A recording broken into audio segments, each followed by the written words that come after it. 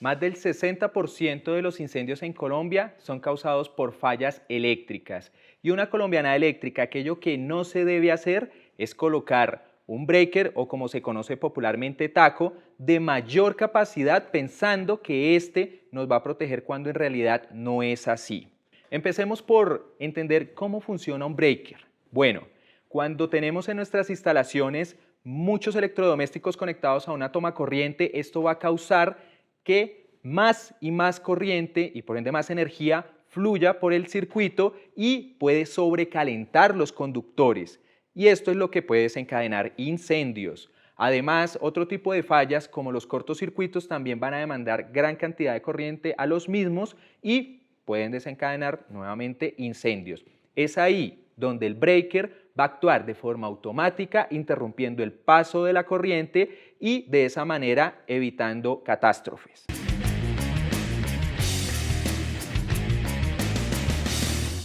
El Reglamento Técnico de Instalaciones Eléctricas, que es el que vela por la seguridad de las mismas, nos dice, en primer lugar, que los breakers deben de estar seleccionados para una tensión y con una capacidad de corriente adecuada. ¿Y cómo lo hacemos? Bueno, pensemos en el siguiente ejemplo.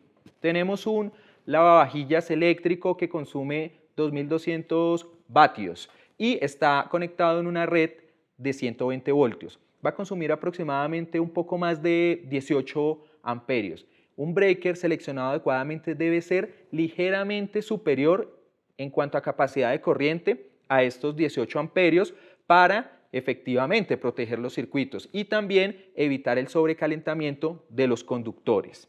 Como ejemplo, tenemos un breaker de Schneider Electric de la línea Homeline que tiene una referencia 120. Esta referencia fácilmente nos indica que es de un polo y el 20 corresponde a su capacidad de corriente, 20 amperios, como lo seleccionamos de forma adecuada en el ejemplo. Adicionalmente, una vez hemos seleccionado el breaker, que además de tener unas características adecuadas, debe ser un producto certificado que nos dé garantía de que va a funcionar de forma correcta y eso nos podemos asegurar también si vemos que tiene el holograma de seguridad.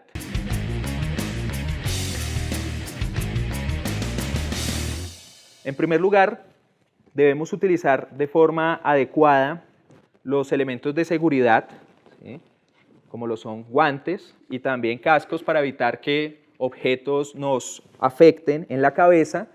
Entonces, la instalación en este caso es muy sencilla. Lo que hacemos es insertar el breaker y lo empujamos. Aquí ya va a estar recibiendo la energía y una vez nos aseguremos de que está todo correcto, podemos nuevamente energizar. Un aspecto que hay que tener en cuenta, que también nos lo recomienda el RETIE, es que tanto el tablero como los interruptores termomagnéticos o los breakers deben de estar visibles y fácilmente accesibles.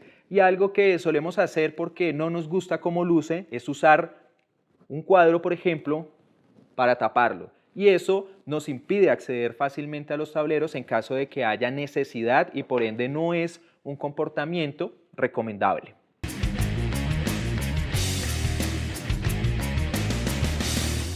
Otro aspecto a tener en cuenta, y es muy importante, cuando estemos haciendo trabajos nuevamente de remodelaciones o de reparaciones, los productos deben ser nuevos. No se permite y no es para nada recomendable usar productos que ya han sido utilizados. Eso es un aspecto que también debemos tener en cuenta.